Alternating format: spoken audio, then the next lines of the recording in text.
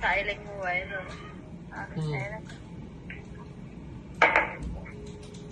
早晨，我叫Titi Indarwati，我今年40歲，我有3個小朋友，我結咗婚，我識整潔屋企啊，掃地抹地、桶衫、洗衫。我識煮啊，炒菜、蒸魚、蒸雞、煲湯。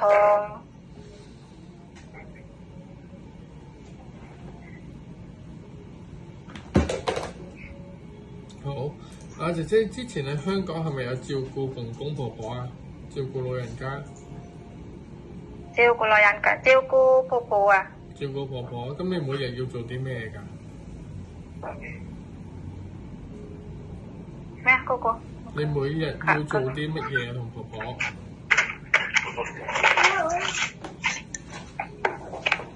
我照顧婆婆。嗯。你喺婆婆屋企要做啲乜嘢啊？我照顧婆婆咧，我幫我婆婆啊，我幫我婆婆飲藥。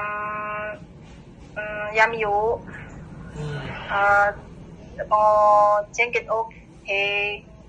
我掃地抹地。洗衫桶衫。我最想啊，我最想我煮炒菜、蒸魚、蒸雞、煲湯。我買餸。姐姐，你識喺香港自己買餸係咪啊？你買餸冇問題。係啊，買餸。OK， 好。冇問題。咁我想問，如果婆婆佢哋而家照顧婆婆佢唔舒服，你會點做啊？我打俾你係先生啊。打俾先生係啦，跟住。係啊。好，明白。咁如果姐姐你同婆婆同瞓上隔床有冇問題啊？或者同婆婆先冇問題。冇問題。冇問題。咁如果唔放星期日？